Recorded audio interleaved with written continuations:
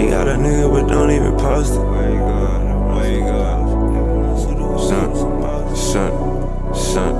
She got a nigga but don't even post it. I pull up with the runs and the potion. Niggas no suitor who keep him some motion. Put a play on a play on a play. Put a bay on a bay on a bay. Screaming free out my bodies upstate.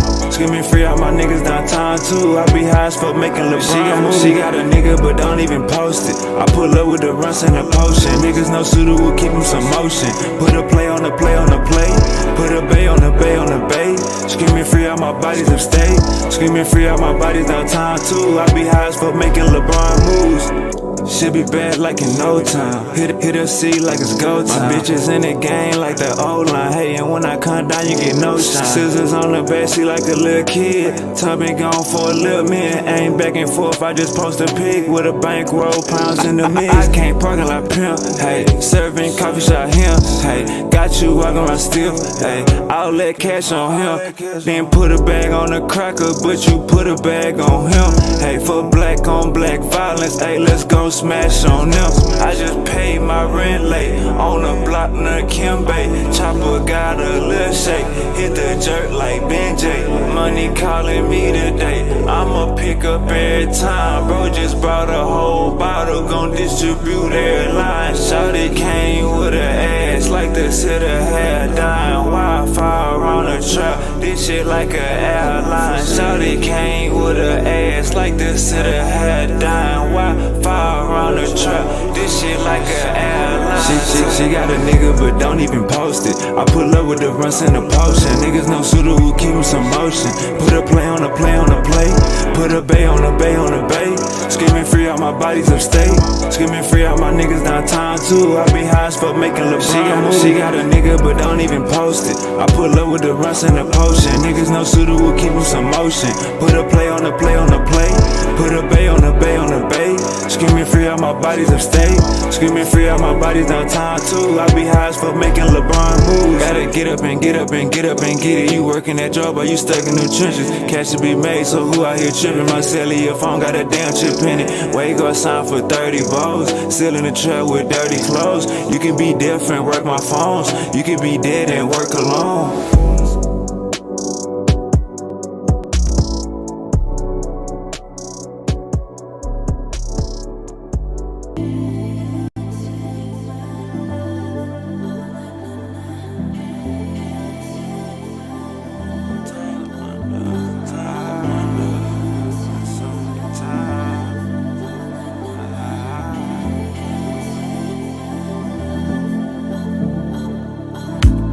Drop my top in the summer, no laces on these foam runners.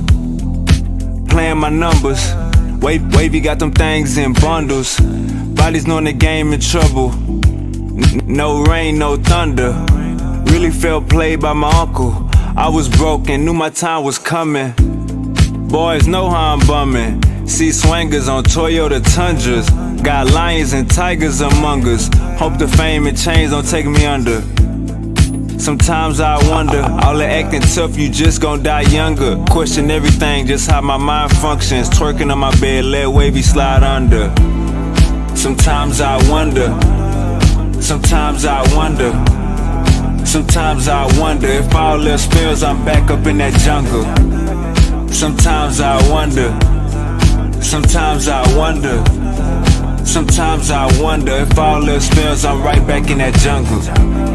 Sometimes I wonder. Sometimes I wonder. Sometimes I wonder. Sometimes I wonder. Sometimes I wonder if all else fails, I'm right back in that jungle. Babe, get the bags, we packing sacks. I'm on and off like Mattress Mac. 20s, 50s, 100s, we after that. This ain't no battle rap. Asking for pictures and features. Thought you said my album whack. Can't be around leeches and preachers. Can't be who you yapping at. Let the window down, smell the aroma. Shiny in a big body, been in.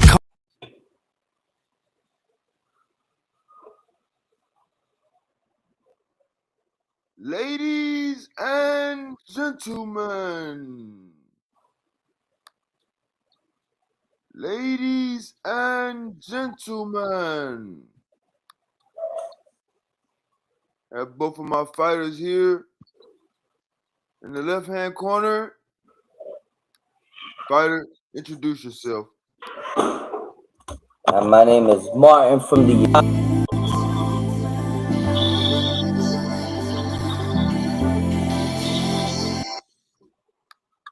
All right, fighter, in the right hand corner, introduce yourself. Yeah, my name is Sergio. Big Sergio. All right, so Yeah, man. Hey, I wanna mute that for me real quick, man. 1 second. I want a clean fight, no eye gouging, no no leg pulling, no eyeball bites. We want a clean fight. So with that being said, let me lay the rules down. The title of this debate are the Jewish sages Amalekites. Martin, you agree with that title?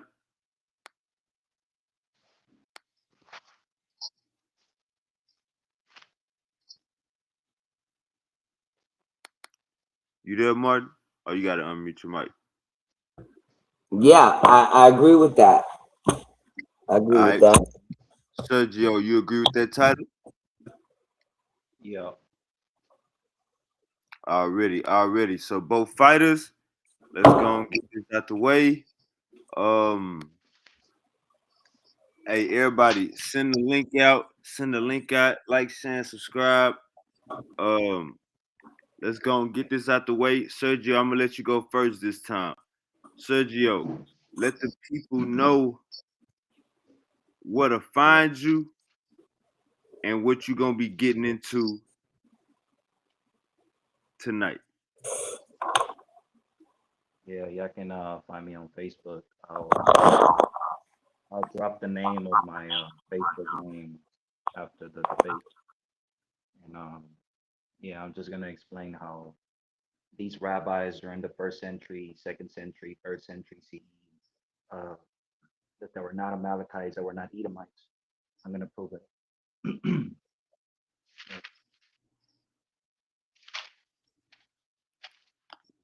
You done, Sergio? Yeah, I'm done. All right, my boy Martin in the other corner. Give us your, give us what can the people find you and what you gonna be proving tonight. Well, you could catch me at Martin Alvarez on Facebook. You could catch me at Servant of Yahweh Martin on YouTube. And what was that other thing you asked me? And what we gonna be getting into tonight.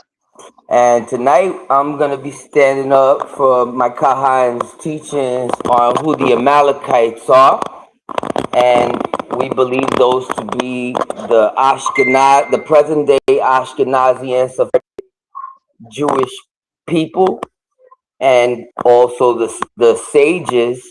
Going back, the sages of the Edomite people, they were Edomites because they were not following the same laws that the Zadokites were keeping in Qumran.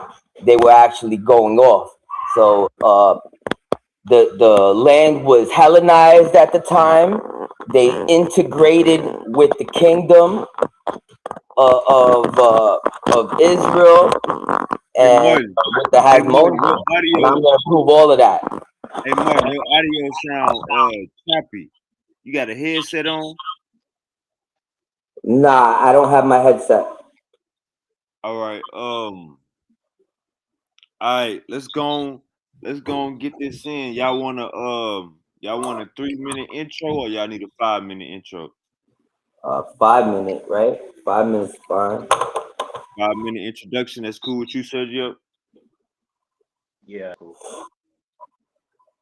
All right. Let's get this show on the road. Hey, we on Facebook, Twitch, and we are on YouTube. So get the link out there. And invite a friend or invite a friend. We're about to get into this information. With that, somebody's trying to say something. All right. So with that being said, let's get this goddamn show on the road. I'm sorry for the brothers for being a little punctually late. I'm sorry about that to both of my debaters. Let's get this goddamn show on the road. Who would like to start first? Martin can go first if he wants. All right. All right. All right, Martin. You All got right. your You want me 5 minute to go first? All right, Martin, you got your 5 minute opening. I'm gonna start whenever you ready, gang. All right. Just hitting this one last time. All right. First, I would like to give all honor and glory and praise to the Most High, Allah Yawan Yahweh Sabaawat Thakar. I also like to give a shout out to my teacher, the Kahan, the Mashakayala, the Yakai, the eldest priest of the nation of Yasharal Kingdom of Yahawada, the Kahan Kwana Lawa, and a shout out to my elder, Banaban, and all my Akiyam and Akwas from the everlasting community, the Yakai. This debate, I will show who Amalek is according to historical evidence. And what I mean by historical evidence in Torah, I mean by the scriptures straight out of the Dead Sea Scroll fragments, the book of the Testament of the 12 Patriarchs, which was found in Qumran, along with other books of the Hebrew Apocrypha, such as 1st and 2nd Maccabees, and even the book of Esther, dealing with the Amalekites and how they changed their names throughout the generations until they started calling themselves the Pharisees and finally the sages. I will show how the sages of today, even down to the way they do the ritual of the sucking of the blood from the baby during circumcision. I'm going to show how during the way they perform the circumcision, it parallels to the people to be the exact descendants of Amalek due to the etymology of the name Amalek, which means a people that lick or lap up blood. We'll see when's the last time we see these Amalekites. By using the Greek Septuagint, we will examine the ethnicity of the nation of Amalek. And I plan on showing that the first people to start praying on the wall were these Amalekite sages. And they continue to do these same customs until this day. I'm going to show with historical information from Josephus that these Pharisees and sages were not related to the real Hebrews. As Josephus wrote, the Pharisees have imposed on the people laws from the tradition of the fathers, not written in the law of Moses. I'm going to show without a doubt that these fathers are the Amalekites, despite changing their names throughout generations, from Amalek to Agagai, to Macedon, to the Assyrians, to the Pharisees and the sages, and to the present day Sephardic and Ashkenazi Jewish communities. How much time I still got? All right, I'll keep going. We're going to briefly speak about who Amalek's father and grandfather were, as well as examine the war that the God of Yasharal, Yahweh, has waged against this nation of Amalek through the generations, and how the sages and the descendants of the Jews all have this one thing in common, is that they suffer from the same fate throughout history. I'm going to show you with information out of the book that the Kahan shared, The Synagogue of Satan, the Protocols of the Learned Elders of Zion from 1897, the minutes of the first World Zionist Congress. It's basically a book all about the messed up thing the Amalekites have been up to for the last centuries, and how it parallels to the personality and personal characteristics of Amalek according to the Torah. We're going to briefly talk about their migration patterns of Edom, examine the ancient archaeology discovered and see what other gods they served, if any, and how the Amalekites lived amongst and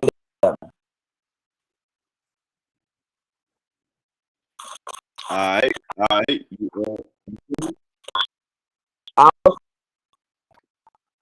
right, all right. Sergio, you there? Oh, hold on. I mean, Sergio. All right, Sergio, you there? Yeah. Yes, Sirski. All All right. right, So so Sergio, go ahead and give us. You got a yeah. 5 minute introduction. You got the floor, boss. All right. So according to the Torah, right, the book of Chronicles, right, it says that the Simeonites, 500 Simeonites defeated the Amalekites, right? And then the last mention of the Amalekites is mentioned in the book of Esther, right? When it talks about Haman the Agagite, right? That is the last mention of the Amalekites. It's in 5th century to 4th century BCE. That is the last mention of the Amalekites. Okay, the period of the Talmudic scholars and the sages and all that. That was the 1st century CE. The first person called rabbi, his name is Yohanan ben Sakai, and that is 1st century CE. That is nowhere. That's like 500. Let me show you. I'm gonna prove everybody right now. I'm gonna show you how he's off for like 500 some years, right? Because there was not no rabbis living in 4th century BCE or 5th century BCE, right? So I'm gonna read this record, right? It says the period from the 5th century BCE until the first Jewish sage was formerly called rabbi is approximately 500 to 600 years. The period from the 5th century BCE until the beginning of the rabbinic period, right? Approximately 470 years. So the rabbinic period started in the 1st century. It didn't start in the 5th century BCE with Haman the Amalekite. And the last mention of the Amalekites is mentioned in the book of Chronicles, and it says that we killed the remnant, like we killed the remnant of the Amalekites, right? But obviously there were still some left during the 5th century BCE in the time of Haman, right? Because so there was still some left, right?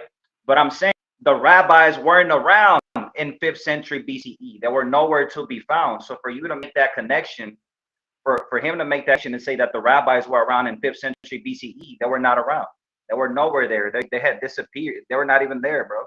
The first person called rabbi appears in the 1st century, CE. Let me read this real quick. The Amalekites, as a distinct, indefiable nation, had largely disappeared from history centuries before the era of the Tanaim. And the Tanaim are mentioned like they're like the rabbis, right?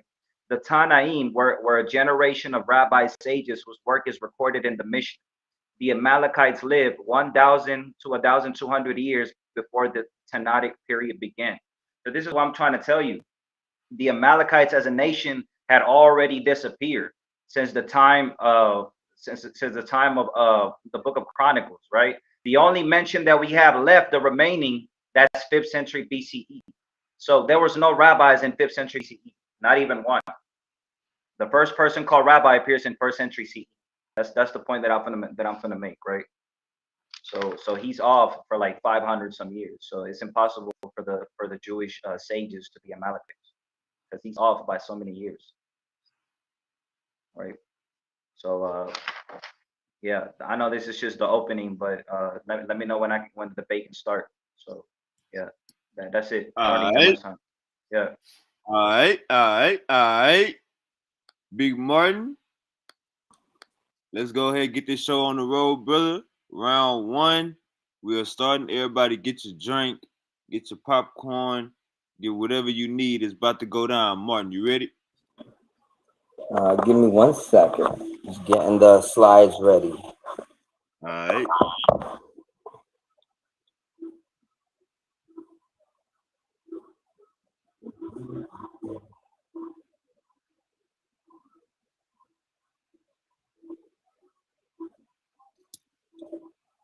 All right.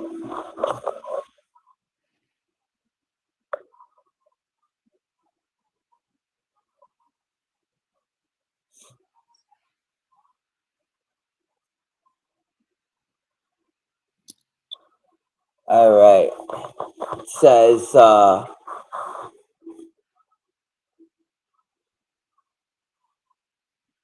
right, let me first start by opening up and showing you guys what Josephus has to say, because I'm actually shocked that homeboy actually said that Haman was an Agagite, but that's because Josephus actually calls him an Amalekite. It says a man named Haman, an Amalekite descendant, was greatly favored by the king. So right here, Josephus is saying that this man Haman was an Amalekite.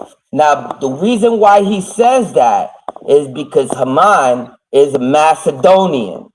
All right, he's a Macedonian, and the way that he relates that is through the Septuagint. All right, and I'm going to show you all that in the scriptures. And Haman is not the last person we hear about that's an Amalekite, because the Macedonians, Cleopatra was a Macedonian, and so were, and they infiltrated. They were basically the teachers. They were teaching, and they were Edomites. It says like some of the first Jews, they were Edomites, and I have the slides for that also. All right, let's first start by reading what it says right here about in the Zondervan Pictorial Dictionary Bible. All right, this is what Zondervan has to say.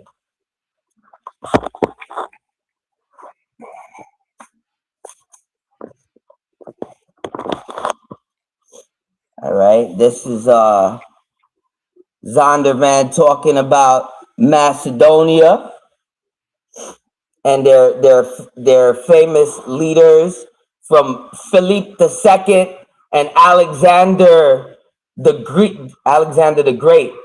They all are Macedonian leaders, and they are the reason why, Israel became Hellenized and full of Greek literature. Now we're really concerning ourselves with the Pharisees. So let's see what Zondervan had to say about the Pharisees here. It says right here. It says of the three prominent societies of Judaism at the time of Christ, Pharisees, the Sadducees, and the Essenes, the Pharisees by far the most influential. The origin of the most strict sect of the Jews, Act 26 and 5, is shrouded in some obscurity, but it is believed the organization came out of the Maccabean Revolt, 165 BC. That's when they assimilated, and I'm gonna pull out the book of Maccabees, so I could show you when that happened. There was, however, a group of Jews resenting the Pharisees as far back as Babylon captivity. That means they never really trusted them because they knew they were Edomites. The name Pharisee, which is its symmetric form, means the separated ones or the separatists. First appears during the reign of John Hyrcanus. Generally, the term is the plural rather than in the singular. They were also known as Chassidim, meaning loved of God or loyal to God. They were found everywhere in Palestine, not only in Jerusalem, and even wore a distinguishing garth so as to be easily recognized. According to Josephus, their number at the zenith of popularity was more than 6,000 because of the significant role of the Pharisees played in the life of the Lord and the apostle. All right, you don't really need to know about that.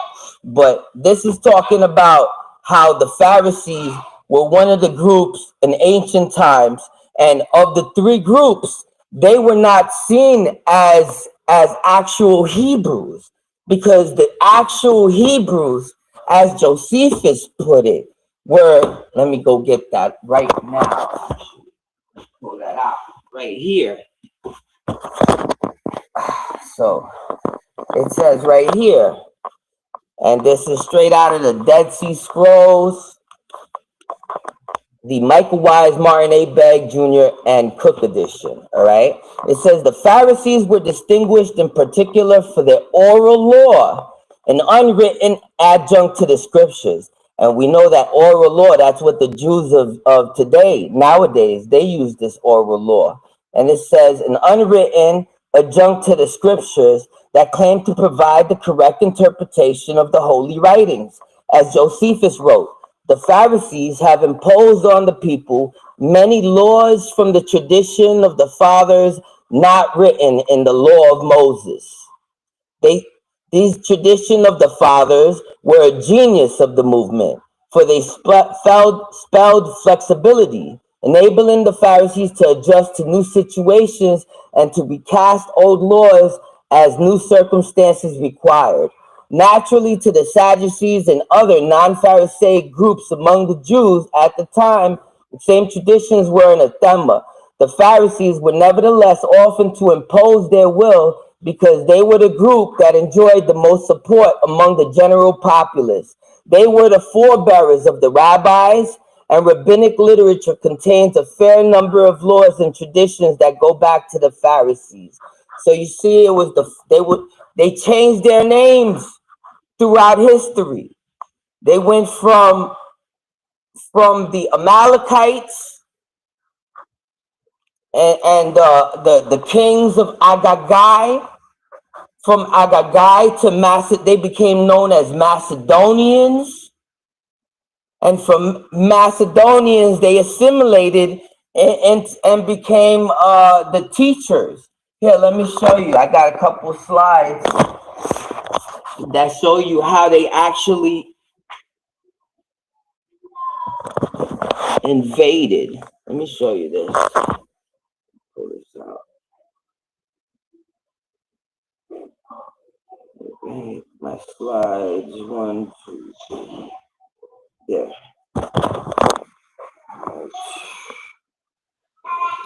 Pause the time.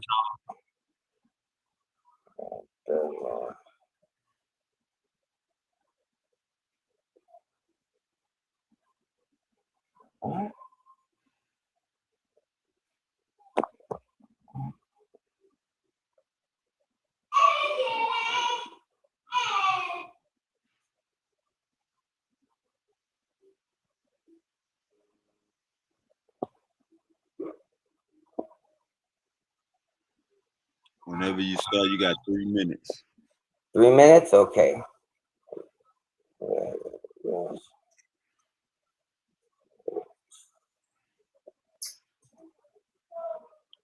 Everybody like, share, and subscribe.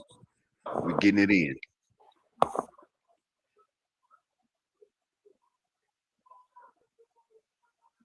Okay, right here. It says, and is Greek wisdom itself actually prohibited? But doesn't Rabbi Yehuda say that Shemuel says in the name of Rambam Shimon that Ben Gamaliel is written, my eye affected my soul because of the daughters of my city? Lamentation 3:5-1. Rambam Shimron Ben Gamaliel applied this verse to a personal tragedy. There were thousands of children in the household of my father. 500 of them studied the Torah, and 500 of them studied Greek wisdom. All of them were killed by the Romans. And the only ones that remained of them were I, who is here, and the son of my father's brother, who is Asia Minor. The sages say in response, the household of Rambam Gamaliel is different, as they held close ties with the government.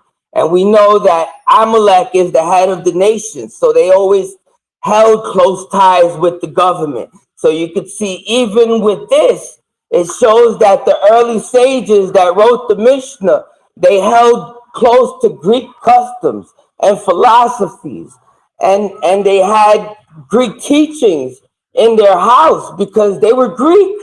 They were the what's this word right here? The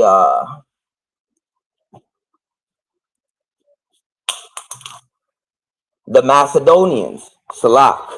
They were the Macedonians, and we've heard about the Macedonians for a long time, ever since Alexander's father, Philip II, and he was killed when at the wedding of his daughter Cleopatra, who is also a Macedonian.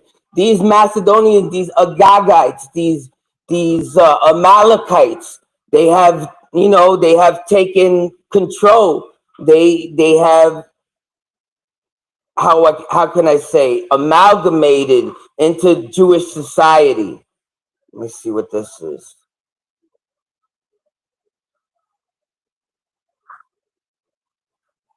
No, not that. And see. Right here we see in the book of Esther, chapter 9, verse 23, it shows that the Macedonians are the Agagites, and the Macedonians are Greek, so that's their ethnicity. The ethnicity of these Amalekite sages are Greek.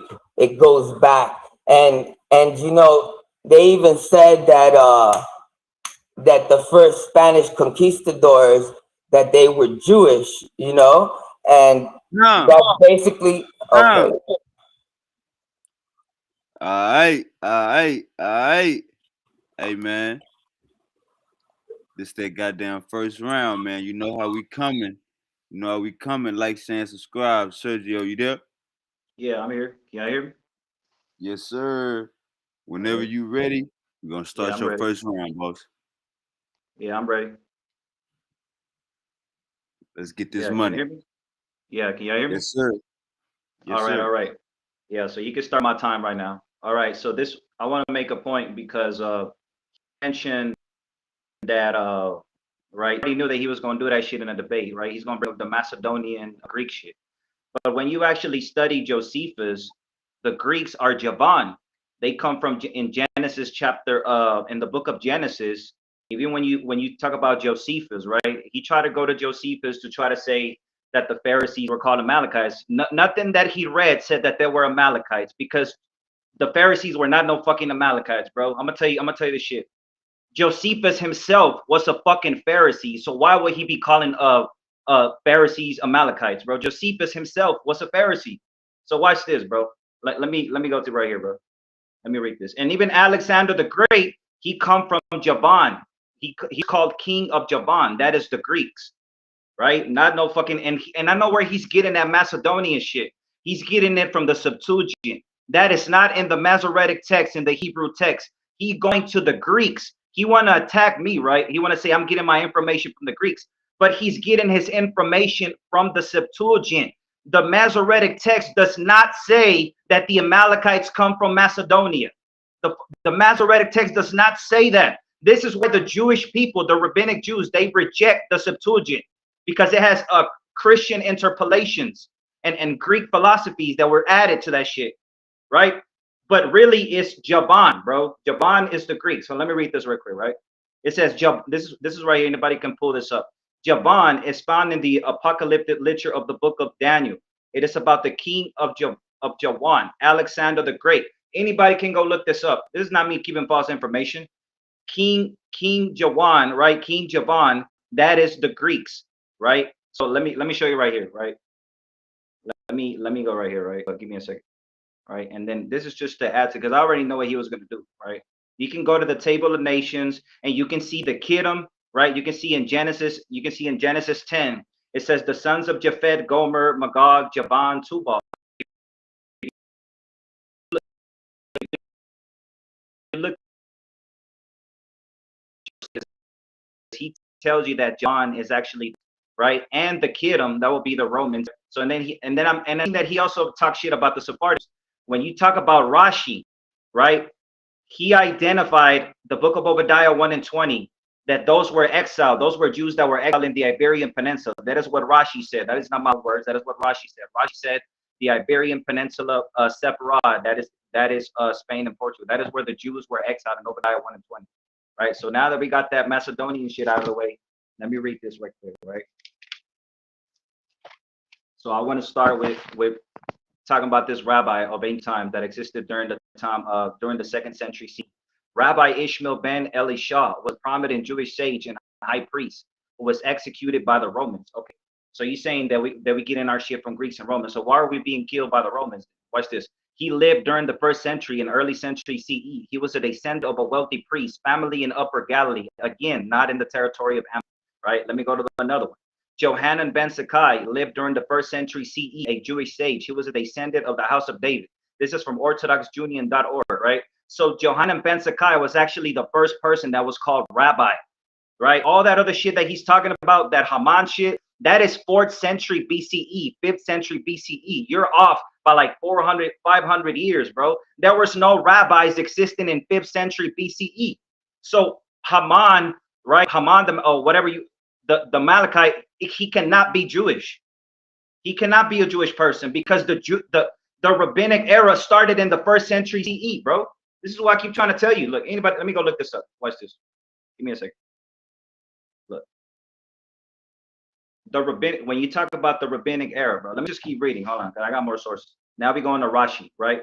Rabbi Shlomo Jigsaw of Torres has been traditionally considered a descendant of King David. This is from jewishgen.org, right? So let me go to the next one. Give me a second. I got a whole bunch of sources, right? So we got all right, Elizar Sariah was a born Jew, prominent Mishnaic sage who lived in the late 1st century and early 2nd century and was traced back to Ezra the scribe. Right? This is what I keep trying to tell you.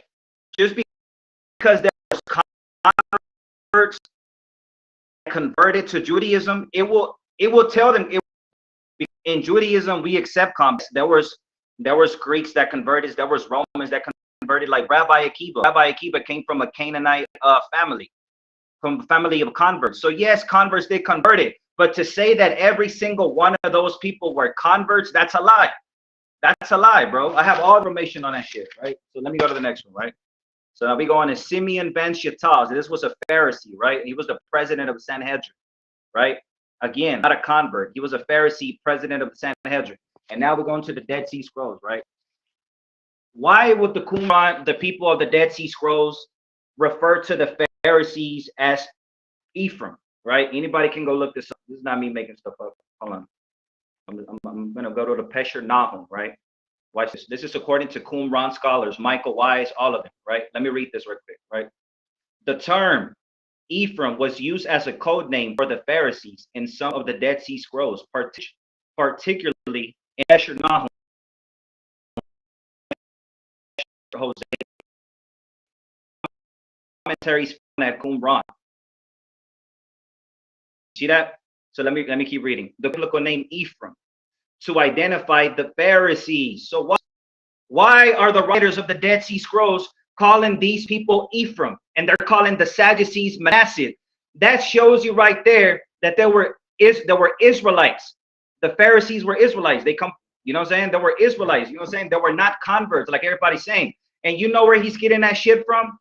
Let me tell you where he's getting that shit from. He's getting that shit from John Hyrcanus, because John Hyrcanus, I'm gonna tell you, converted a whole bunch of Edomites, right? But those were like Roman. John Hyrcanus, I'm gonna show you right now. Hold on, let me read this real quick. Right? Hold on, give me a second, because I have a whole bunch of sources. Because he's getting that John Hyrcanus converted a whole bunch of Idumeans. I'm gonna show you this right quick. All right, let me read this real quick. Yes, the Hasmonean ruler John Hyrcanus conquered the territory of Idumea around 125 BCE, and the inhabitants to convert, right, conversion into the Jewish nation. But these Idumeans were converts, bro. This even Herod the Great, he came from those Idumean converts. King Herod came from those Idumeans, right? King Herod himself was Roman. And even according to the Dead Sea Scrolls that he subscribes to, that Martin reads, the Romans are who? right? Even according to Rashi, Dead Sea Scrolls, the Romans, that's Esau. It is not every single white person, like he's saying too, right? Just to get that out of the way. So let me read something else, right? Right, I got more sources out here. So let me read this right here. It says, the territory of Amalek described in the Torah was a nomadic region, primarily in the harsh Negev desert south of Canaan, extending into the Sinai Peninsula in North Arabia. No prominent Jewish sages are recorded as being born in the ancient territory of Amalek. See that? No Jewish sages were born in the territory of Amalek, bro. Let's keep going. This region was a desert, a semi-desert area, not typically a center for development of the great academies and center of Jewish learning, was where most sages were active. So I got another one, right? Give me a second. Got a whole bunch of shit. So even when you talk about Zadok the Pharisee, right? Zadok the Pharisee, right? Let me read this. If Zadok the Pharisee is an Amalekite, why did he fight against the Romans, Edomites, right? Why did he fight against the Romans? Rod made a scholarly theory that the writers of the Dead Sea Scrolls were not Essenes. They were actually the Zealots. The Zealots and writers of the Dead Sea Scrolls were both anti-Roman. This is written in Pesher Habakkuk. For I am about to rise up the Chaldeans. The Dead Sea Scrolls community wrote, this refers to the Kiddim, Rome. So you see what I'm saying? The Edomites, even according to rabbinic texts and the Dead Sea Scrolls, they're mostly the Romans, bro. So, and even and the Amalekites, like I said, bro, the Amalekites were not even, like, the Jewish people were not even around in 4th century BCE for you to make that claim. They were not around in the time of King David or King Saul or none of this stuff. None of the sages appear in what? In the rabbinic era during the 1st century CE, right? That's when they appear. So let me keep going, right? Rabbi Shimon Bar Yochai and his son Elazar hid from the Romans in a cave for 12 years. If Rabbi Shimon is an Edomite Amalekite, why did he criticize Roman rule and spoke against the oppressive Roman government in Judea? In the volume Nachalas Avos, we read that his father Yohanan belonged to the tribe of Judah. His wife Sarah was a descendant from a priestly families and could trace her ancestry back to Hillel the Elder. And we know Hillel the Elder was from the tribe of Judah. Watch this. There was a Babylonian by birth, and according to later traditions, belonged to the family of David. Jewish Encyclopedia.com. If Hillel the Elder was an Amalekite, why did he say he was born in Babylon and not in the land of Judah? Was a descendant of Hillel through his father, the great compiler of the Mishnah, was born in Judea. Sources say he grew up in Usha in Galilee, not in Edom or in the land of Amalek. So how could he be Amalek, right? Hold on, I got more sources. Give me a second. So, Time. All right.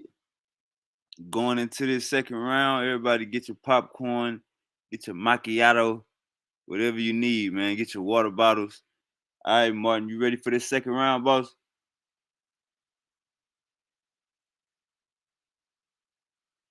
You ready for this second round, Martin?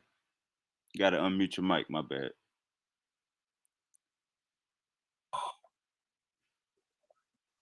All right, can you hear me?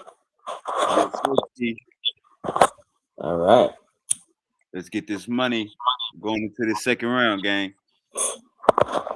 All right. I think first we're gonna attack the etymology of the word Amalakwa as it pertains to these people. All right. I said I was gonna roughly break down the etymology of the name, so we're gonna do it right now. He was saying earlier that the Macedonians were not the Amalekites, and he's just lying to you. They are, in fact, the Amalekites. The Agagites are the Macedonians, and they changed their name all through history. These are the people that changed their name, and they tried to disappear, but they can't hide. And once you pretend to be my nation, I'ma come get you like that, like real quick. So we're gonna look up Amalek. Amalek.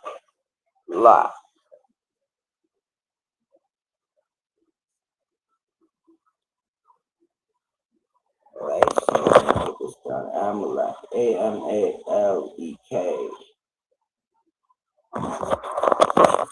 Right. Right to it.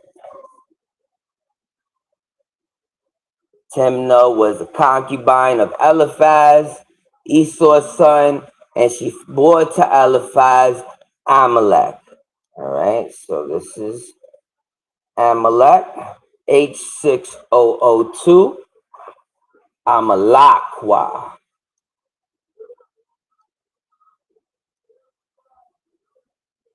A descendant of Esau, or it's his grandson. Also posterity to the country, Amalek.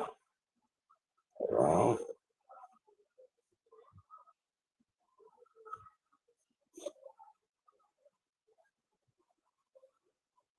Now, let me open wide real big. This word means people, a people. Lakwa means to lap up blood or to lick up blood. Now, I'm going to ask you, the people that are watching this debate, do you know any people present day that are known to lap up blood? Well, I'm going to show you this slide and I'm going to see if it brings some recollection to your minds real quick. So see if you guys remember. All right, let me pull it up.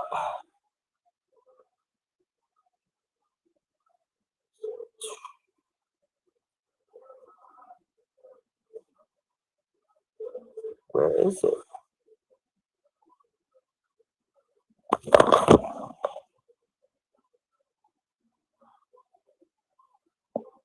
I pause the time. Right. Where is it?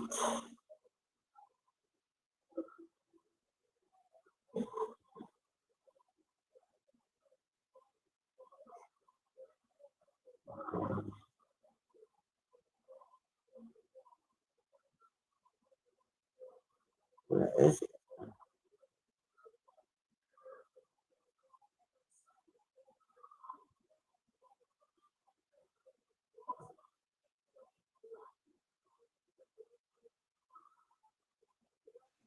Like, share, and subscribe. Almost there, almost there. I'm sorry, I might make you nervous or dizzy from looking at this.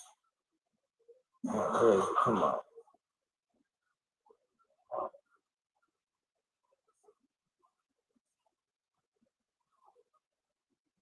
All right, ready, found it. Sorry about that, guys. All right, there's an ABC News report.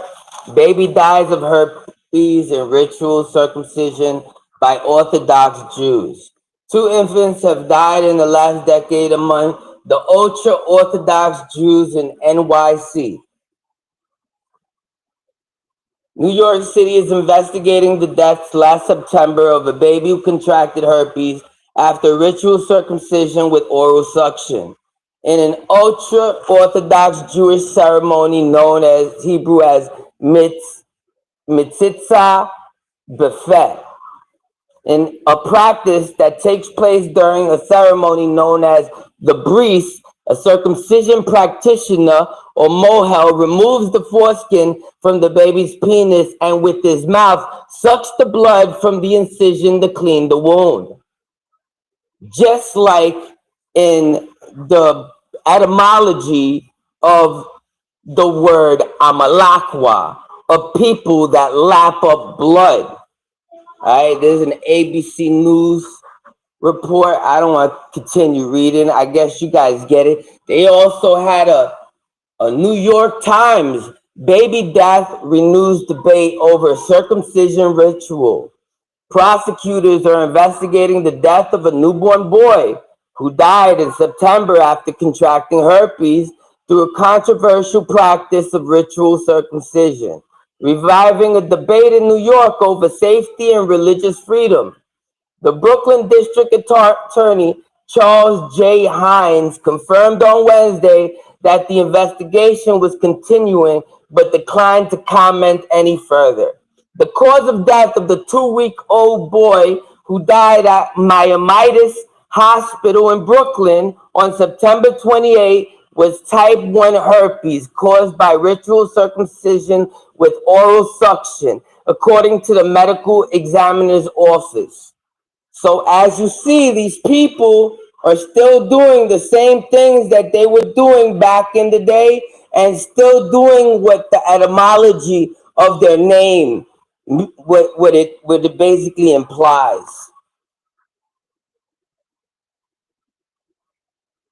All right, now we could get into reading some of this. Thus, Haman, son of Hamadatha the Macedonian, without a drop of Persian blood and far removed from our goodness, enjoyed our hospitality and was treated by us with the benevolence which we show to every nation, even to the extent of being proclaimed our Father and being accorded universally the prostration of respect as second in dignity to the royal throne. But he, unable to keep within his own rank, schemed to deprive us of our realm, of our life. Furthermore, by torturous wiles and arguments, he would have had us destroy Mordecai, our savior and constant benefactor, with Esther, the blameless partner of our majesty, and their whole nation besides. He thought by these means to leave us without support, and so to transfer the Persian Empire to the Macedonians. So here you see Haman's plan was to transfer the Persian Empire to the Macedonians.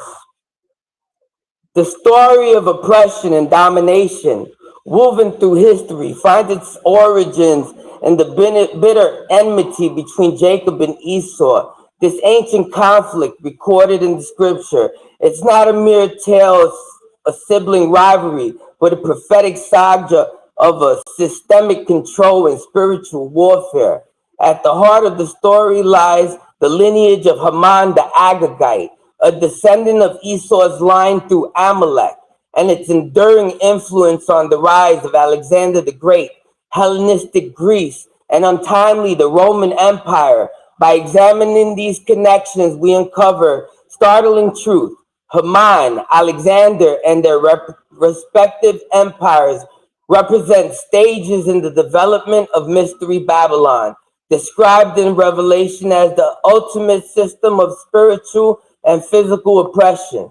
The Amalekite lineage, biblical foundations, the scriptures introduce Amalek as one of Israel's perpetual enemies. Descended from Esau through his concubine Timnah, the enmity manifests most clearly in the actions of Agag, king of the Amalekites, who symbolizes Edom's defiance against the God of Israel. When King Saul captured Agag but disobeyed Yahweh by sparing him, 1 Samuel 15:8, he unwittingly allowed Amalekite influence to persist, setting up the stage for future oppression. Haman, introduced in the book of Esther, is identified as an Agagite, linking him directly to the Amalekite lineage. His genocidal plot against the Jews, Esther 3 and 6, echoes the ancient feud between Jacob and Esau. The Edomites' unrelenting hostility to Israel represents not just the historical rivalry, but a spiritual battle between the covenant people of Yahweh and the forces that oppose him. Haman's position in the Persian society and his association with Macedonia, additions to Esther 16 and 10, hint at a broader historical continuity. His role as king of the Macedonians suggests that Edomites assimilated into early Macedonian power struggles, laying the foundation for the rise of the Temenid dynasty, a dynasty whose influence would culminate in the conquest of Alexander the Great. The Temenid dynasty, Edomite assimilation and domination. The Temenid dynasty of the Macedonia claims descent from Heracles or Hercules, demonstrates the Edomite strategy of survival through assimilation and dominance. The etymology of Teman, a key region in Edom, Genesis 36 and 11, resonates with the dynasty. What'd you say? suggesting a symbolic connection. Heracles, revered as a quintessential warrior god, embodies the Edomite ethos of conquest and strength. And let's not forget that the Amalekites, they descended from the Horites, who their fathers were the Nephilim, and the Nephilim's fathers were the angels that came down, which were like gods. So the stories do have parallels. How much time I still got left? I'm gonna just keep going. 1 minute. 1 There minute. marked there marked the consolidation of Macedonian power, setting the stage for Hellenistic era, a period of unprecedented cultural and military dominance that would profoundly impact Israel. Alexander the Great, a man of Teman. It says, Alexander the Great, a descendant of the Temenid line, epitomizes the Edomite traits of ambition and conquest. His military campaigns reshaped the known world, fulfilling the prophecy of Job 9:24. The earth is given over to the hands of the wicked. Alexander's conquests were not merely territorial, they were spiritual. He sought to unify his empire through the amalgamation of religious traditions, declaring himself the son of Zeus, Ammon, and embracing local deities like Melgart, the Phoenician equivalent of Hercules. This syncretic approach mirrors the Edomite tendency to absorb and dominate. Time. Moreover, Time. Time. Time. Alright. Alright. Alright. Hey man. We like to call this halftime. I need everybody to like, share, and subscribe. Get everything you need. These brothers is pumping out this information. Sergio, you ready? You gotta unmute your mic, Sergio. It's going down this Friday on this Saturday goddamn night. You gotta unmute your mic, Sergio. Hey, can you hear me? Yes, sir. Yes, sir. You got Can the you hear me? flow. You can start my time. All right. All right. It said, so I'm gonna read, right? It says the Amalekites prayed to gods like Baal, Asherah, that were polytheistic. So what does that mean? It means that they had multiple gods. Jewish people, why are they praying to the God of Israel if they're Amalekites? Why are they praying to the same God that the Israelites love? Don't make no sense, right? The Amalekites prayed to gods like Baal, Asherah, that were polytheistic and did child sacrifice. Jewish people coming from Amalek, a belief by some radical Hebrew Israelite groups, and it's not considered true by Jewish theology, historical scholarship. Jewish sages pray to one God. It is part of their prayers called the Shema. So the Shema is just like their belief that God is one, right? The Amalekites, like I said, the Amalekites have multiple gods, right? They didn't have one God. They didn't stay true to one God. This is what I'm saying. Martin would have had a better argument if he would have said that there were Edomites, because Edomites, you can actually find the name Yahweh in some of their scripts, right? But in the Amalekites, we have nothing. We have no scripts of the Amalekites ever calling out to the God of Israel. Nowhere, right? Let me show you some. It is part of their prayers called the Shema, and in the Talmud that forbid idol worship. So even in the Talmud, it tells you, don't pray to idols. The Amalekites were known to be idolaters. They were known to be idol worshippers. They weren't praying to one God, right? Jewish people coming from Amalek is not considered true by mainstream theology, scholarship. And that from the Edomites that were converted to Judaism by the Hasmonean ruler John Hyrcanus, a famous descendant of these converts, was Herod the Great. He himself was a Roman. Herod was not Jewish. He was a convert to Judaism, right? But anyway, I got some more. I got some more right here, right? So let me read this real quick, right? Jewish tradition generally holds that the Amalekite nation was eventually destroyed or assimilated into other populations, making it impossible to identify their descendants today. Therefore, there is no known Jewish figures who trace their lineage or birthplace to that specific historical territory. According to the majority of scholars and theologians, They interpret Amalek as a representation of a type of evil or ideology that it is the antithesis of the Jewish people. Many Hasidic and Sephardic rabbis interpret Amalek as the evil inclination, Yetzer Hara.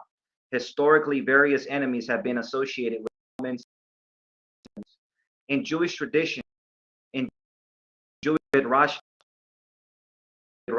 tradition, Rome often associated with Amalek or Edom. Those 4Q 553. It named as Esau. And Hold up. Hey, Sergio. Tree represents Sergio. the four kingdoms. The third tree Sergio. represents the power of Rome.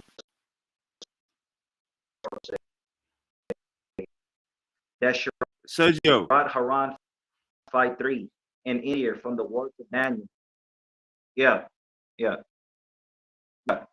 you hear me?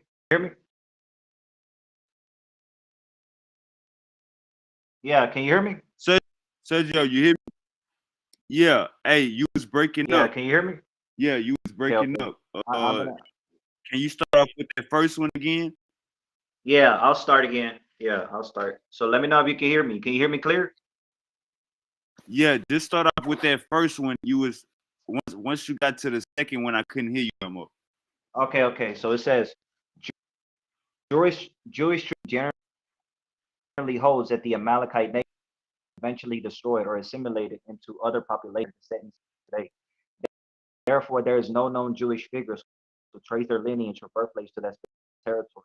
According to the majority of theologians, they interpret Amalek as a representation of the evil or ideology, or the enemies of the Jewish people. Many Hasidic and Sephardic rabbis interpret Amalek as the evil inclination, Yetzer Hara. Historically, various enemies have been associated with Amalek, including Romans and Nazis. In Jewish Midrashic tradition, Rome is often associated with Amalek or Edom. In the Dead Sea Scrolls, 4Q 552 and 553, it names Rome as Esau. In the tree, representing the four evil kingdoms. The third tree represents the power of Rome, the scroll says. Besharot Haran 532. In any event, it is clear from the words of Daniel that the fourth creature is Amalek. It is known from the words of our sages that Amalek is Rome. So that is what Jewish people believe, that Amalek is Rome, right? So let me read this right quick, right? This is a now I'm gonna prove, because notice how everything that he showed never proved anything about the Jewish sages being Amalek. He's just reading like shit, like he's not even proving anything, right? So watch this. Another Jewish sage is Rambam, a Sephardian philosopher. He codified Jewish law in the Mishneh Torah. Maimonides was born in Cordova. His family tree was traced back to King David. This is from JewishHistory.org. Obadiah 1 and 20. Rashi identifies Sepharad as Spain, right? So, like I said, the Amalekites were a pagan, like they were pagan, you know what I'm saying? They didn't follow, they didn't have a religion. They did child sacrifice and they worship Baal, right? So let me read let me read this, right? So it says right here, right? Joshua ben Levi was born and raised in Israel during the first half of the 3rd century CE. So now we have this rabbi, right? And he lived during the 3rd century CE in Israel. And we see here that he came from the tribe of Levi. His name is Joshua ben Levi. He was born in Israel, right? So it says, it's telling you right here that he comes from the tribe of Levi, right? Rab Ashi, editor of the Babylonian Talmud, a Kohen from a Levi family, lived in Babylonia during the late 4th and early 5th centuries. Again, they're not in Edom. They're not in the territory of Amalek. All this is taking place in Babylon and in the land of Israel. It's not taking place in Amalek. Jewish people don't even accept Amalek converts. I can show you that too in a lot of the in a lot of the rabbinic texts. It tells you that the Amalekites were rejected, right? That we don't accept, right? I can show that right now. Hold on. Let me show it right now. Hold on. I have it on the screenshot. All right. So I'm gonna read it right here, right? This is Sanhedrin 99 and B. Timnah sought to convert. So this is like the mother of let me read this real quick, right? It's supposed to be, hold on, give me a second. Let me read this.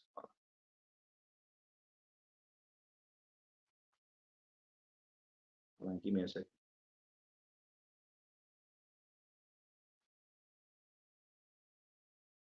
Yeah.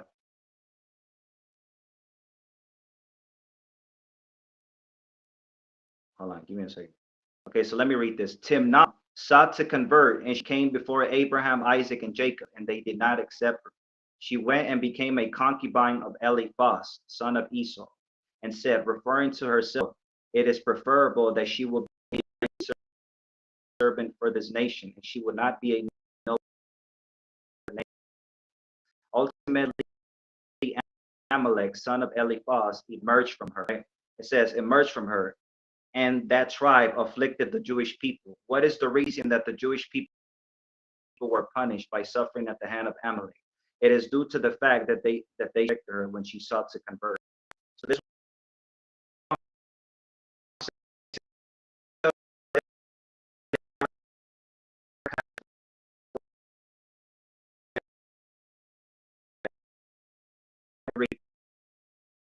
is so you can tell.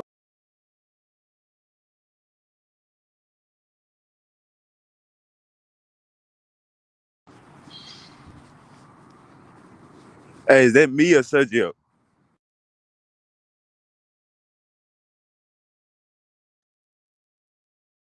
Martin, that's me The or Sergio? Sanhedrin was the supreme I council, has roots I in don't Moses' know, times. bro. I'm muted. What happened? Go ahead, Sergio. You was breaking up. Go ahead. Oh, okay. So let me read this, right?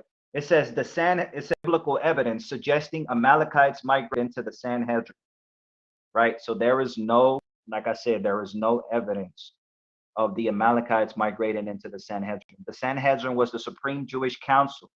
While Amalekites were an ancient nomadic enemies of Israel, descendants of Esau, known for attacking the Israelites after the Exodus, right? So let me read this record, right? The Sanhedrin, supreme Jewish council.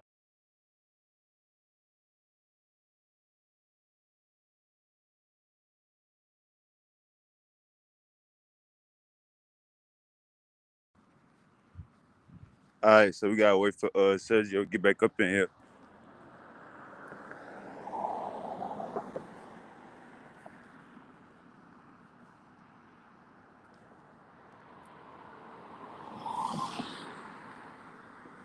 All right, Sergio, you got the flow. So like I said, the reason why I read that, right? Because it's so let me read this right here. According to the scriptures, right? Timnah was the concubine of Eliphaz, son. So this is the mother of Amalek. So in the rabbinic text, it tells you that the mother of Amalek got rejected. This is why we don't accept the Amalekites to convert, right? So that's according to Judaism, right? So let me continue reading, right? Uh, so it says right here, there is no historical or biblical evidence suggesting Amalekites migrated into the Sanhedrin. We don't have no proof of the Amalekites migrating into Sanhedrin. The Sanhedrin, they were the ones they interpret the Torah. They were in charge of like following the Torah, and like they were like the judges and stuff like that, right?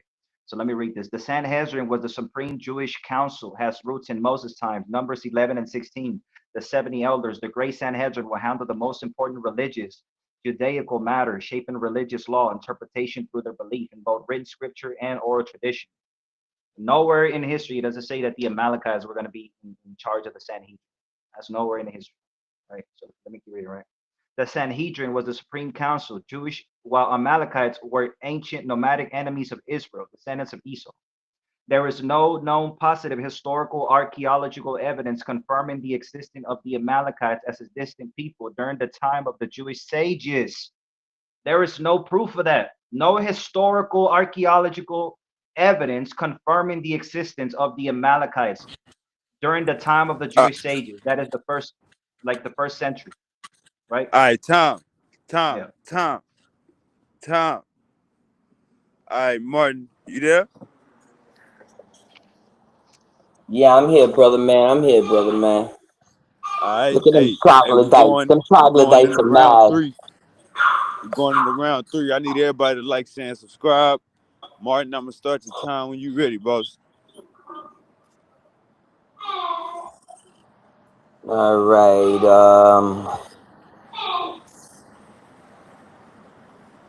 All right. You can start off my time now. I know some people, they like to say that the Amalekites were all finished, but I actually have a scripture in Ecclesiastes 4:16 says, "There is no end of all the people, even all that have been before them." So you see, there is no end to all the people, even of all that have been before them. They also that come after. So there's no end to those that came before or those that come after shall not rejoice in him. Surely this also is vanity and vexation of spirit. That's Ecclesiastes 4:16. Now, for more proof that the Amalekites are still around, we'll go to the Testament of the 12 Patriarchs, which fragments of that was found at Qumran with the Dead Sea Scrolls. So that's why we follow the Testament of the 12 Patriarchs. And in the Testament of the 12 Patriarchs, we have, let's see what book it is. It is chapter 6, verse 3. It says, Wa'az Yashamad. Yashamad means to destroy. Ka'al Zara'al. That means all the seed. Ka'al means all. Zara'al means seed. Kana'an. So he's planning to destroy all the seed of Canaan. Wala'ah. Tahai. Sha'arayath. La Amalakwa, and he's going to destroy Amalek. That means Amalek's still around. Wana Shamadao, Ka'al, and he's going to destroy Ka'al, Benai, all the sons, Kathayim, of the Kittim. So the Kittim is still around, and Amalek is also part of the Kittim because Amalek and Rome all come from the Kittim. Wakala Benai Ka'ath Yakarathau. Then shall perish the seed of Canaan, and a remnant shall not be unto Amalek, and all the Kittim shall perish. They got Cappadocians, but that's really the Kittim. All right. So that's also, this is a future prophecy when Yahweh plans to destroy the nations. So this hasn't happened yet. So Amalek's still around, hasn't been destroyed yet. All right, next. I don't know if he was going to try to say that maybe the sages wrote the Dead Sea Scrolls, but no, the Dead Sea Scrolls weren't written by the sages or the rabbis. Most scholars link them to the Essenes, and the Essenes were the Zadokites. All right, these were the real Hebrews, the Zadokites. That's who we're supposed to be following, not some fake Edomites that converted. And look, this is proof that they converted right here.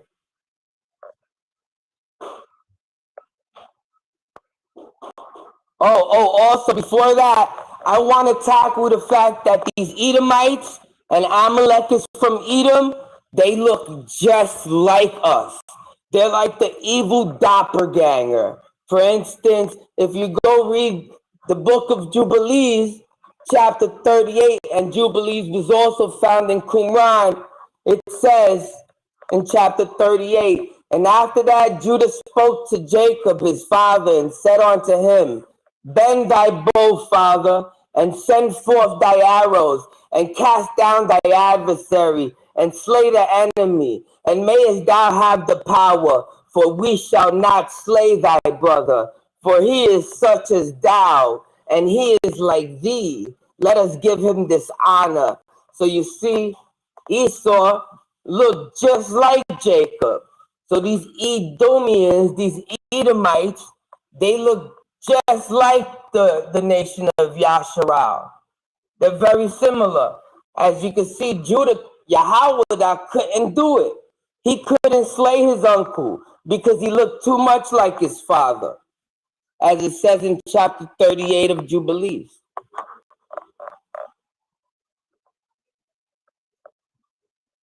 All right. These are the Amalekites, the so-called Jewish people of today, biblically known as the Amalekites, who are the descendants of Amalek, the first grandson of Esau, which makes them the head tribe of the Edomites. See, Edomites, Edomians, Caucasians, Europeans, Germans. Look at this. And Yahweh said unto Masha, write this for a memorial in a book and rehearse it in the ears of Joshua.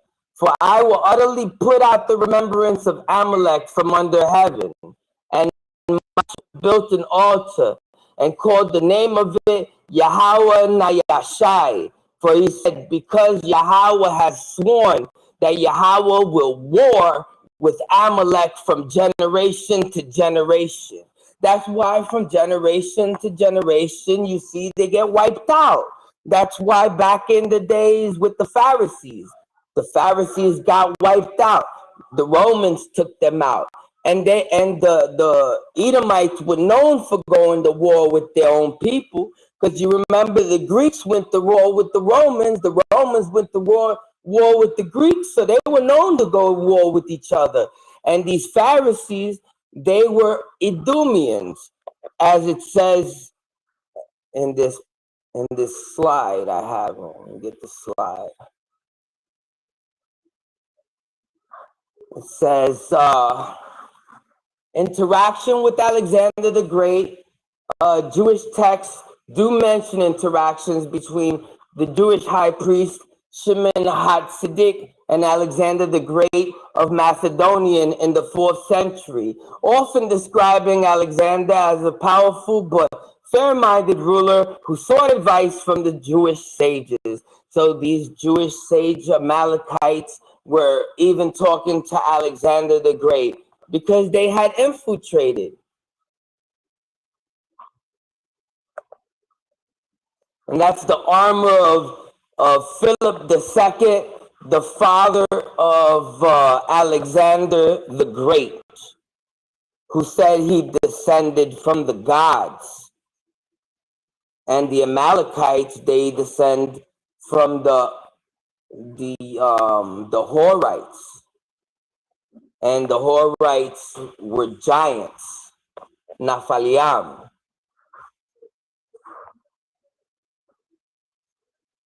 And that was his shield.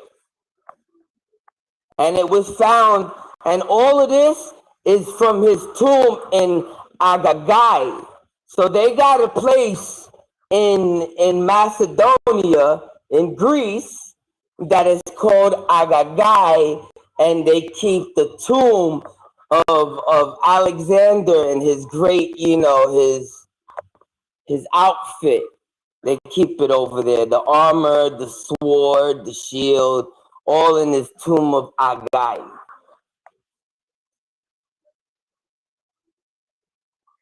It says Timnah, Horite princess, sister of Lotan, was the concubine of Eliphaz, Esau's son, and became the mother of Amalek, the ancestor of Israel's fierce enemy. 2 minutes. Abraham's family as a convert, she was rejected by the patriarchs, leading her to become Eliphaz's concubine, symbolizing a union between Esau's lineage and the Horites, but also producing the notoriously hostile Amalekites. Now, that's just the AI view. That's them talking about what the Amalekites look like.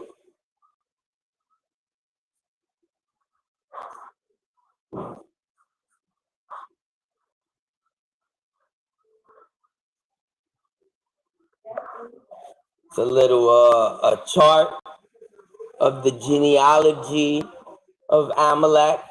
You see how Esau and Adah, they had Eliphaz, and Eliphaz and Timnah, they had Amalek. And Eliphaz, his name actually means one who seeks gold and silver. And you know, these Amalekites are all about gold and silver, even since back in the days. And here's a little chart of Amalek all through the Torah. You know, as the Amorites defeat Yasharal, Deuteronomy 1:19, the Amalekites and Canaanites defeat Israel, Numbers 14:39-45, Joshua's campaign, Israel defeats Amalek at Rephidim. Tom. All right. Hey, man. It's all on the flow, man. Like, share, and subscribe. Boy, Sergio gonna go. Sergio, we going to the bottom of the third. Gotta unmute your mic, boss. Unmute your mic, Sergio.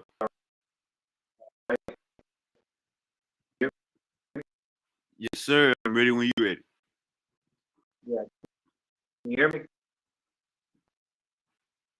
Yep. Can you hear me? Yes. I'm ready when you're ready. Can you hear me?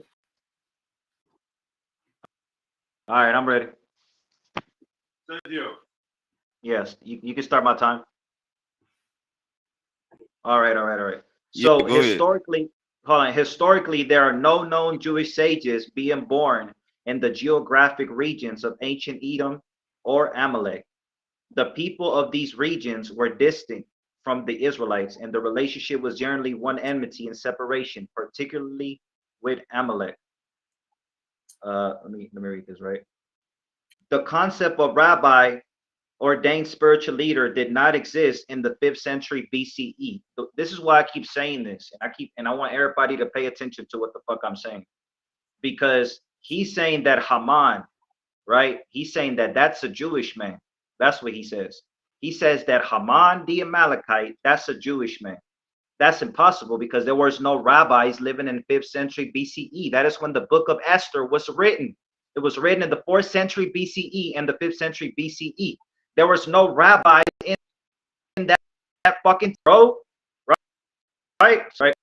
The period from the 5th century BCE until the beginning of the rabbinic period is approximately 470 years. This is why I keep trying to tell you, bro. You're off for like 400 400. Matter of fact, so let me get some haplogroups, right?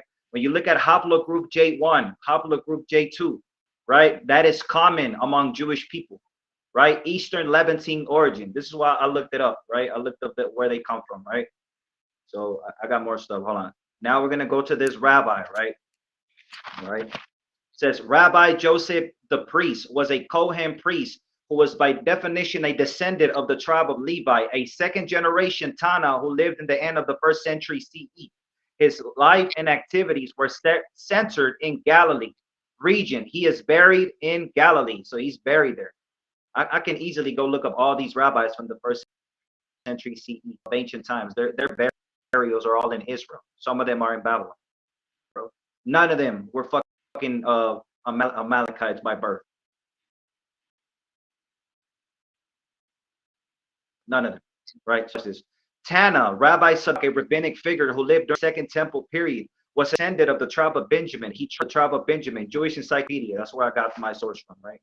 Rab Hana came from a lineage connected to the leaders of the Babylonian Jewry. He lived in Babylonia and was born there and served as the head of the Academy of Sirach. He traces lineage to King David. Again, none of these people are worshiping Baal or Asherah or like doing child sacrifice. None of them. They're getting persecuted. So I ain't even show that yet, right? But there's 10 rabbis, right? They got Rabbi Akiva's some of Rabbi Akiva's students too.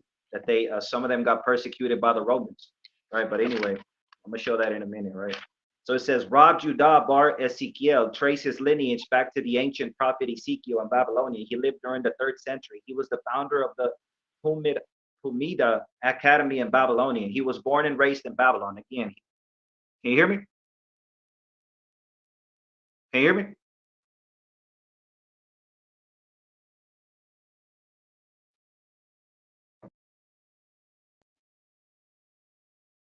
Can you hear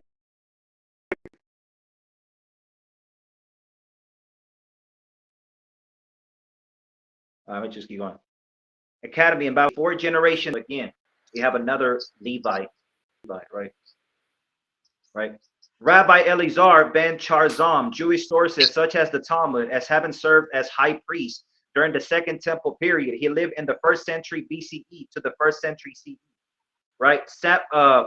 Samuel Nehardea, Babylon Amarah, Jewish Kohen, son of Abba ben Abba HaHoken. He served as the head of the yeshiva. Right. He was born in Babylon. Again, this is still, they're all being born in Babylon. They're all being born in Israel, right? None of them came from the territory of Amalek. If they were converts, they would tell you that they were converts, because I just mentioned Rabbi Akiva. Rabbi Akiva was a descendant of a Canaanite. He descended from Sisera, the Canaanite. They will tell you, Jewish people don't lie. Jewish people accept converts. If you a convert, if you a goy, they will tell you you a fucking goy. They will tell you where you come from. You got Onkelos, who was also a convert. You got Rabbi Meir, who was also a fucking convert. In Judaism, we know who the converts and we know who the real Israelites are, or who the real Jewish people are, right? Let me read this real quick, right? Well, now we're gonna read this, right? So it says, Rabbi Yehuda ben Bava was a rabbi in the 2nd century who was ordained. A number of rabbis at the time of the Roman government forbade this ceremony. The penalty was execution for ordaining rabbis. So this rabbi just got killed by the Romans for trying to like make new rabbis, for new rabbis to start teaching the Torah. He got killed by Roman soldiers, right? So this is Rabbi Chutzpit, the interpreter, was a Jewish sage and one of the 10 martyrs. He was executed by the Romans during the heretic persecutions, and he was sentenced to death by Hadrian, and he lived in the land of Israel in the late 1st and early 2nd century CE. Again, why are they killed off by the Romans if they're supposed to be working with Esau? They're supposed to be working to kill the Israelites. Why are they being killed off by the Romans? Why are they being executed for teaching the Torah? If these are supposed to be wicked people, right? Watch this. Rabbi Jeshua, the scribe, was executed by the Romans as one of the 10 to find the Roman Empire's prohibition against the practice and teaching, right? So let me keep reading, right? It says, Rabbi Shimon ben Gamaliel,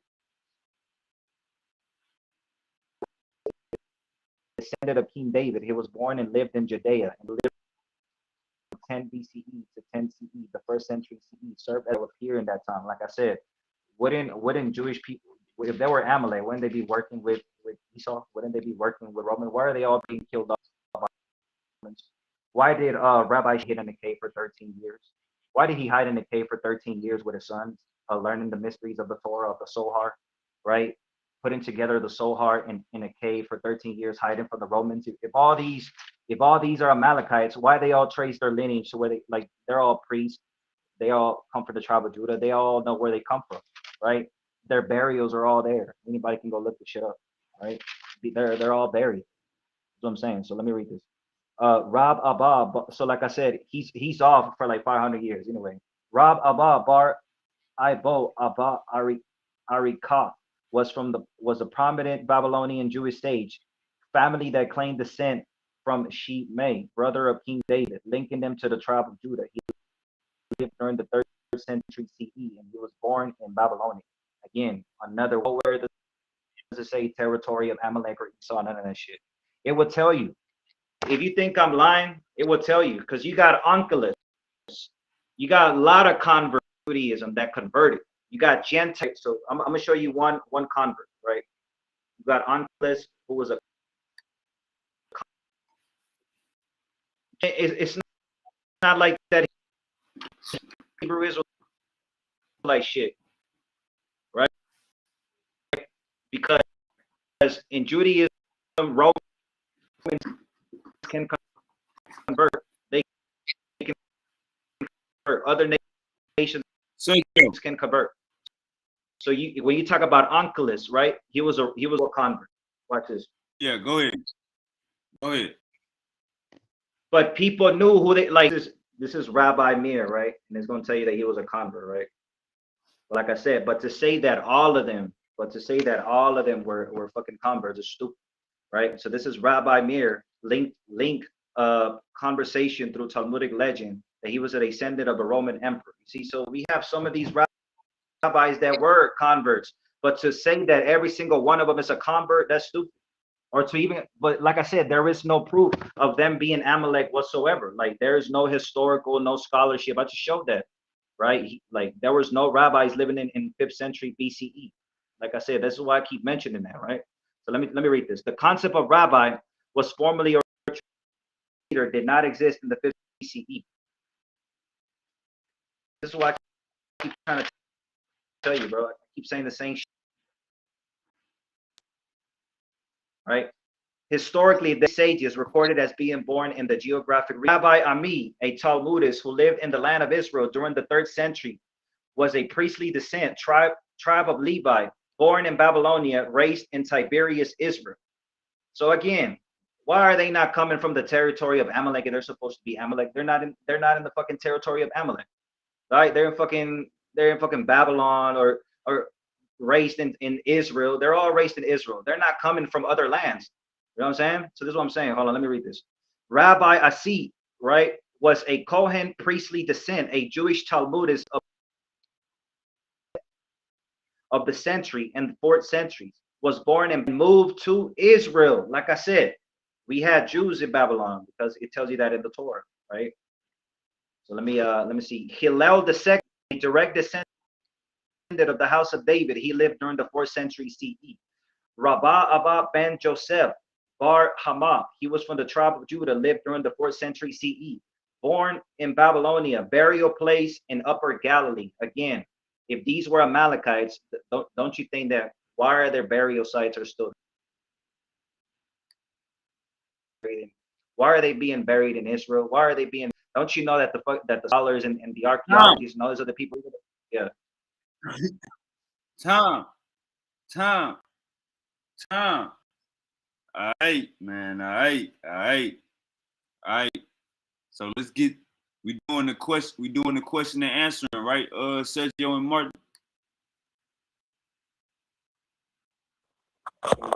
Yeah, sure, we could do that. We could do the question and answering. You know, because a lot of the Sergio's rounds, he was like asking You can questions, skip that. and I was We don't like, gotta do that shit, because right I now, gotta but we can answer have the the question and question, answer. but he ain't interrupting him. Hold up, Martin. Hey, Sergio, you cool with the 3 answers apiece? Questions apiece?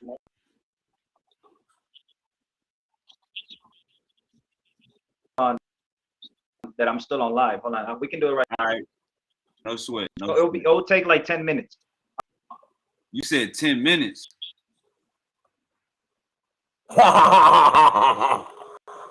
You need 10 minutes. I only got like 10, 15 minutes left. Yeah, let me just text my father. Let me call me at 8:30. Yeah, hold on. Give me a second. All right. Hey, you wanna just close out, minutes. Sergio? Yeah. Close out. We don't have to because I don't want him to think that I'm running. Like I'm not thinking anything, yo. I'm mad at you for making me do work. Hey, you gonna get back to your studies? Me too. I'm gonna get back to my fucking studies too, because I got a lot of Judaism I gotta study. Hey, I know Sergio, go close out. You gonna close out? We don't know how long that phone, Sergio, we don't know how long that phone conversation with your parents gonna be. So go on, close out. Nah, I can't. They say they'll wait for me. Like I said, they'll say they'll wait for me.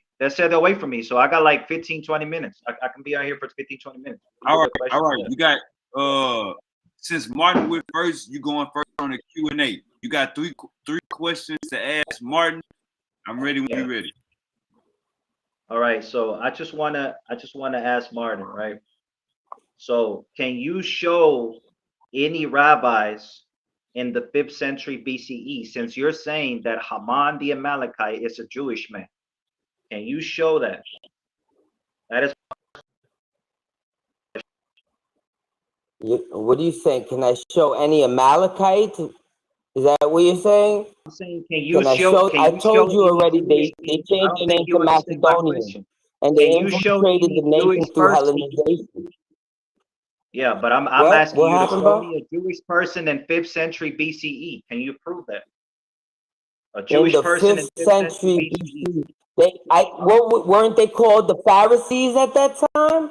The people that were following That's the still not oral 5th law century. in the fifth Yeah, century were called the the Pharisees Pharisees, were not and around in 5th century BCE, bro. those are The the Pharisees weren't precursors of the around at that time. rabbis. That's what you're not No, understanding.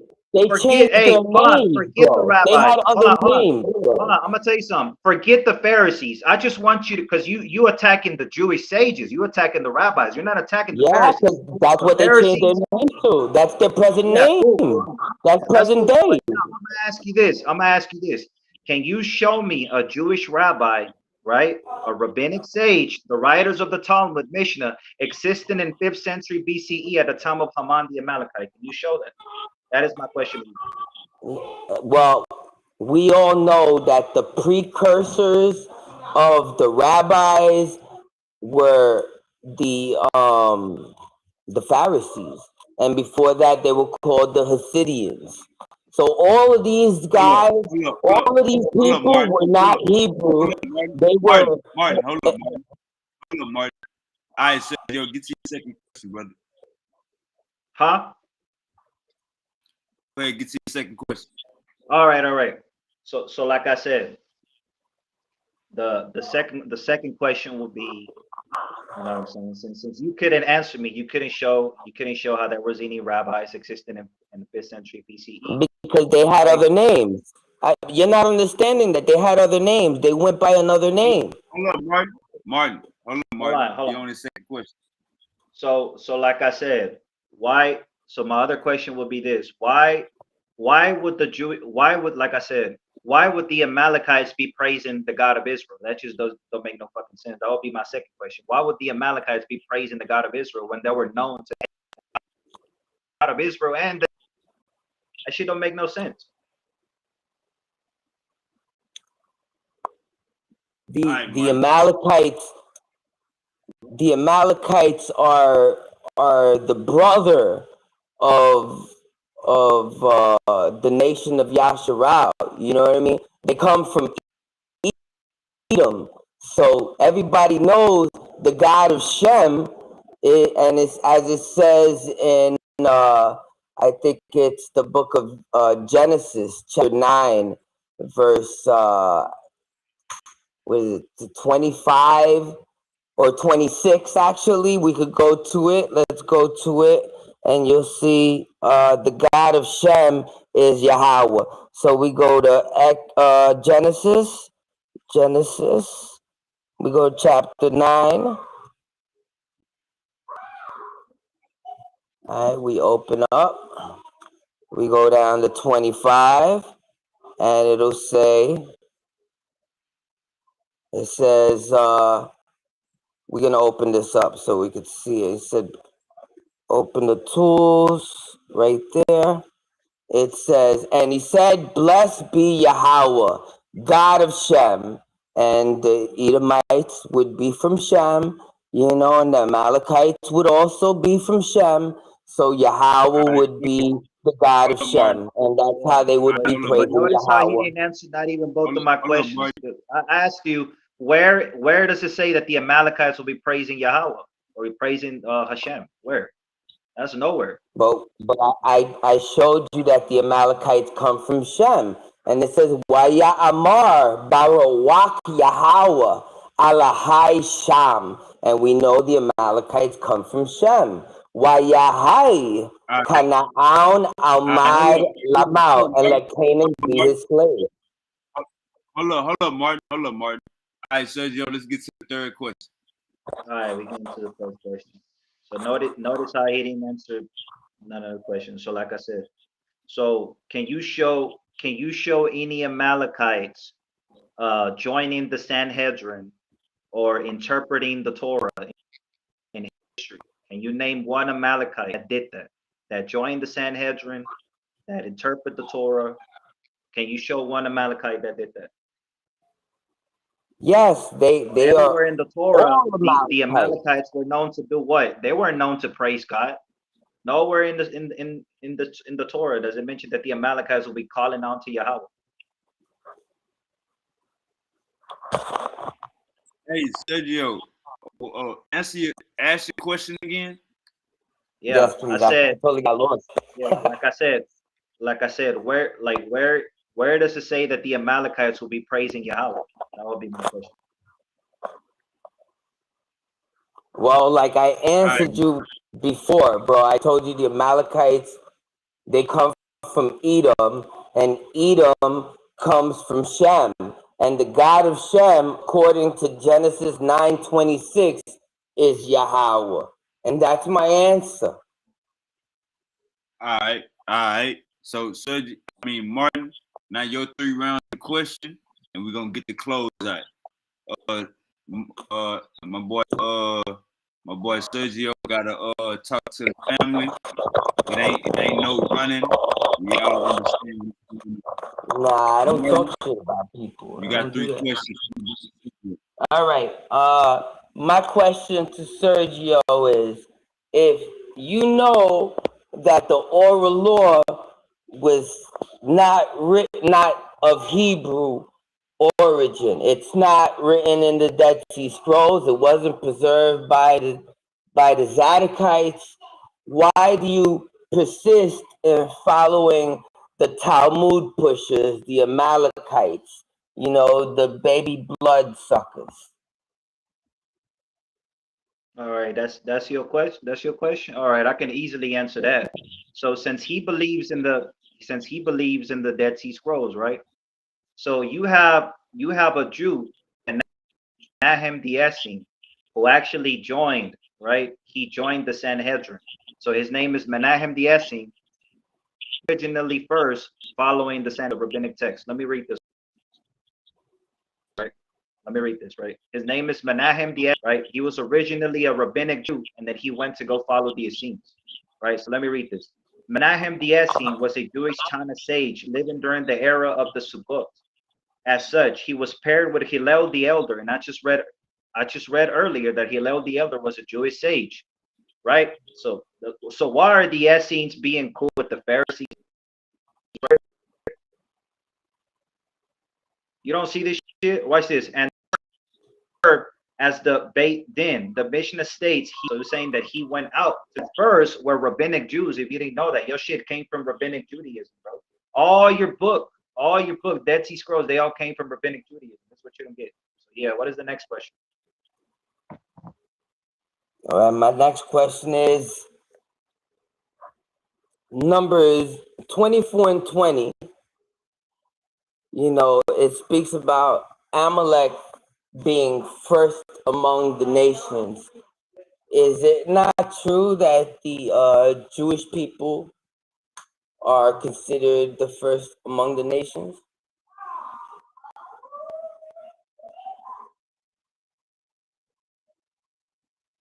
I didn't understand the question. You said what? What was You that need me to question? ask it one more time? Yeah. What was that? All right, Numbers 24 and 20. It says that Amalek will be first among the nations. All right? Shall be first among the nations.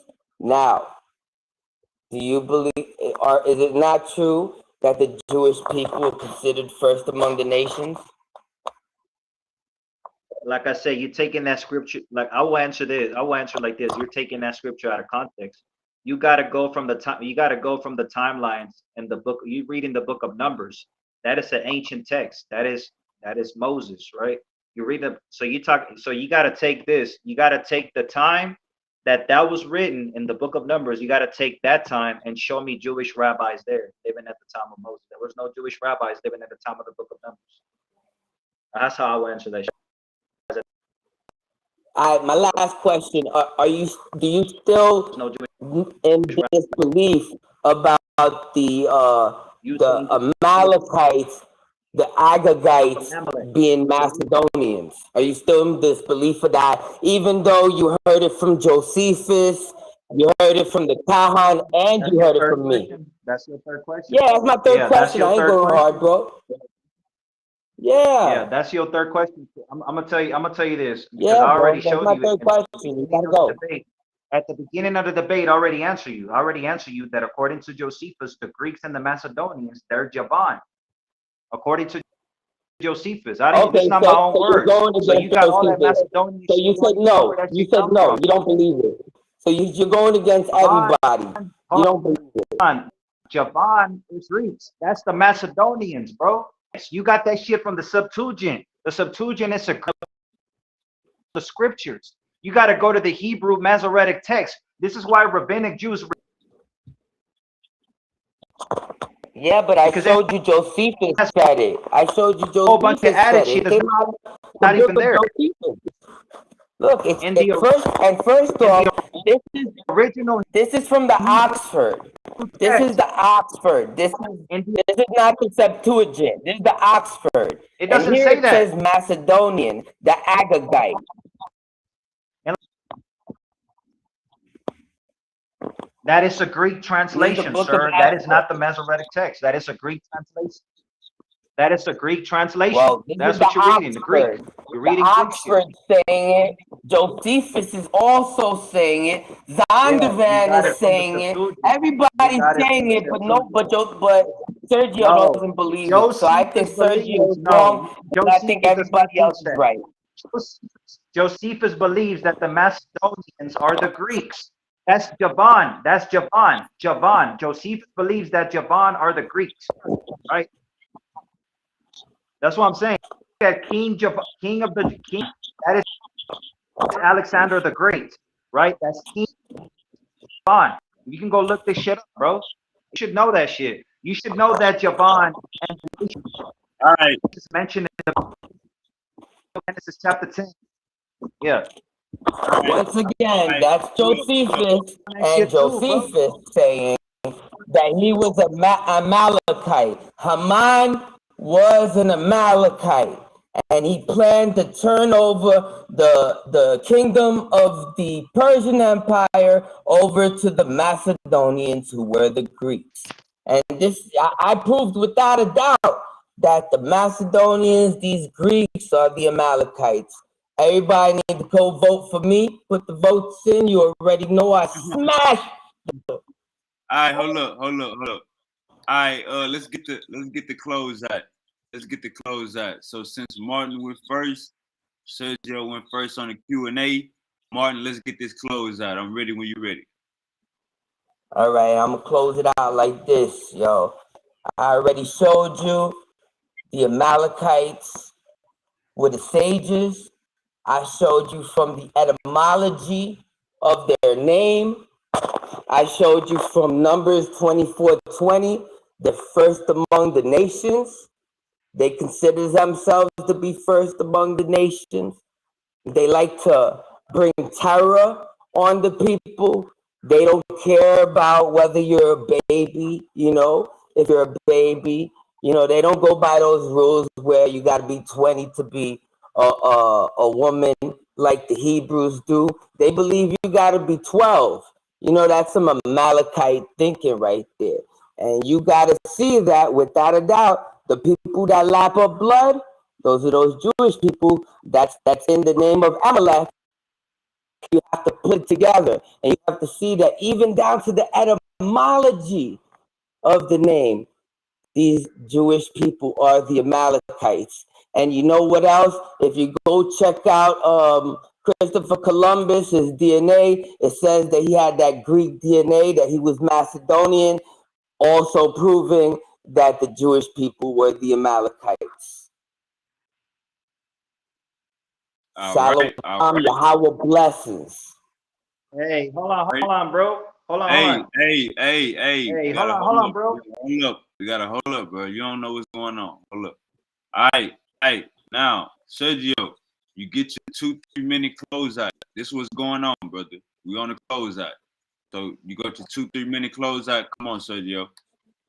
All right, so Notice how he lied and he said that Josephus never called the Greeks from Javan. But look at the source right here. Show that shit on the screen. What it says? It says, yes, the first century Roman Jewish historian Josephus states that Greeks descend from Javan. Anybody can go look this shit up. Anybody can go look this shit up. They come from Javan. They're not no fucking Amalekites, bro. Josephus says that shit. The kingdom Hey, of the hey, Greeks, not the regular people. hold up, Martin. Hey, Sergio, I'm gonna say it again. Yeah. This is the closeout. So this is your closeout, brother. Not question answer. All right. It's not question and answer. All right. Closeout. Yeah, man. Okay? I ain't got nothing left to say, bro. Yeah, we can end it already. Yeah. Sheesh. All right, man. I'm gonna matter. I need everybody to do this. I know a lot of the viewers gonna be coming in after the live, so I need y'all to comment who y'all feel like won in the chat. Comment who y'all feel like won in the chat.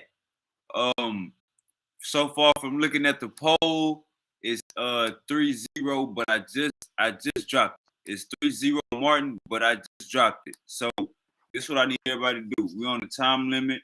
My boy got to go talk to his people. I need everybody to comment in the video. Who do y'all think won? Comment in the video after the stream is over. So the evidence could be there. Comment. Who do y'all think won? Sergio, Martin, do y'all have anything left to say? Big up to Yakai. Big up to my Kahan. Big up to my elder. Big up to everybody, and thanks, Sergio, for taking this debate so that I could prove without a doubt that the Amalekites are the Jewish people, the Ashkenazi and the Sephardi people. Shalom. Yeah, shalom. It's 75-25. Y'all keep voting. Sergio, you got anything for Martin? Hey, shit. Like I said, I already knew what he was gonna do, bro. Like, I already know that he was gonna do that Macedonian shit. Go how that shit. So I made my point because Josephus says that shit. So that's about it. Most definitely. Hey, I want to appreciate both of you brothers for showing up. I want to appreciate both of you brothers for even giving me the opportunity. Sergio, Martin, I fuck with both of y'all. The good thing about this thing that we got going on, this thing of ours, is this debate is gonna be up. Ain't nobody gonna delete this debate. This debate gonna be up. Y'all can remember this debate 2 years from now and resource it and bring it back up in case anybody get amnesia. I appreciate both of you boys for coming on. It take a lot to debate, not just put the presentation together, but pop your shit for 3 10-minute spurts in a row. So I appreciate both of y'all boys. And man, let me check back at the yeah, we need more people to vote. We need more people to vote. It's 80-20 Martin right now. Like I said, when this stream is over, comment in the chat who won. You know what I'm saying? We're gonna be sending them links out. Let us know who won. Martin, Sergio, I appreciate y'all, man. We out here. Shalom, shalom, bro. Shalom. Already. Hey, everybody in the chat, comment in the chat who y'all think won. Everybody in the chat, comment in the chat who y'all feel like won. Play it back, fact check, whatever you gotta do, man. Let us know who won. We out of here. It ain't my fault, I got it off. Trap out the low, package dropped off. Gas make you cough, straight out the soul. Girl in my mouth, yo. It ain't my fault. Cameras active, watching over my house. End up in the club, trying to chase you some clout.